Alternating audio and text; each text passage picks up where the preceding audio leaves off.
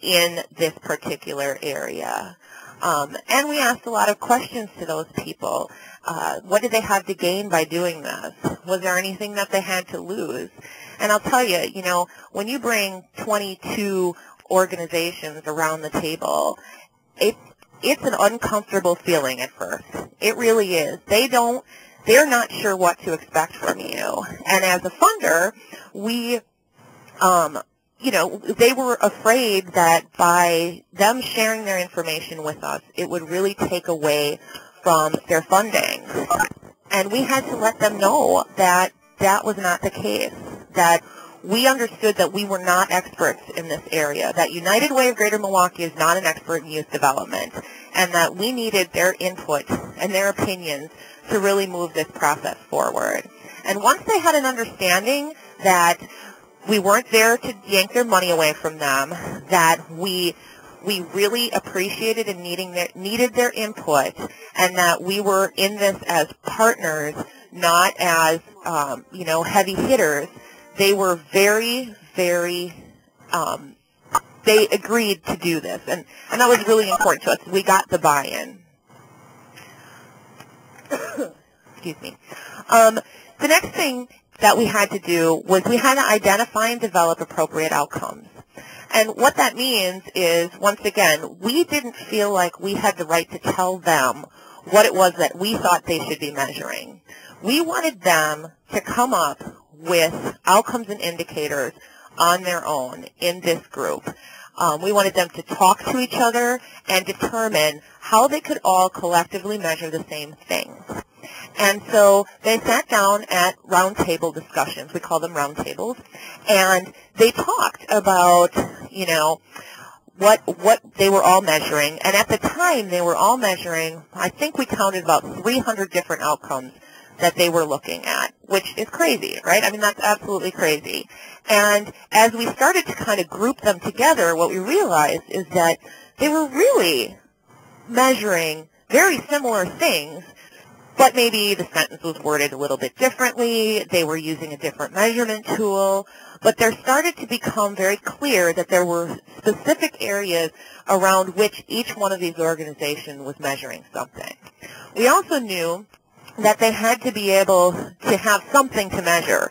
So if there was one organization that didn't feel like, you know, the outcomes that we're coming up with fit them, then we had to figure out what that other outcome was that that organization would be able to track and measure. We came to the conclusion that broad was okay, that it didn't need to be program specific, that what we were really trying to get at was, were these kids engaged in school? Were these kids resisting alcohol and drugs? Did they have goals for the future? Were they civically engaged in their community? And those things are very broad things, but they could be measured by all of the organizations. So we really wanted to be realistic with what we were trying to do. And at first, we came up with, I think it was 10 outcomes in the beginning, which was way too many, and that's how many we piloted. And when we got finished with our pilot, we understood that that was too many outcomes, and that some of the outcomes fell could be put together, and that's what we did.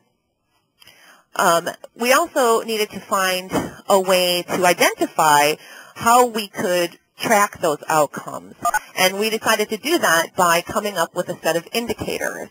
And we felt that the indicators had to reflect our tracking measurement. So whatever the questions were that we were going to come up with for this measurement tool is what the indicators were going to be for that outcome. And I think I have an example. So an example of an outcome, an indicator, and measurement question. So the outcome that we have is that youth have goals and aspirations for their future. The indicator is the number and percentage of youth who plan on attending college or other schooling after graduation. And the question that's on the measurement tool is, do you plan on attending college or any other form of schooling after graduation? Now, again, this is a self-assessment by the youth, and we all know that, you know, self-assessments are not the most research-oriented form of collecting data. However, they are, you get more information from the youth than if you're tracking high school graduation rates, things like that. And these are things that could be collected in a one-year period of time, which was really important to us because our funding, our allocation cycle is 1 year. So a lot of times, an organization would say that they were looking to increase high school graduation rates, but they would have, 13, 14, 15-year-old kids who wouldn't be graduating from high school that year. So their high school graduation rates didn't match up to the sample of individuals that they were looking at.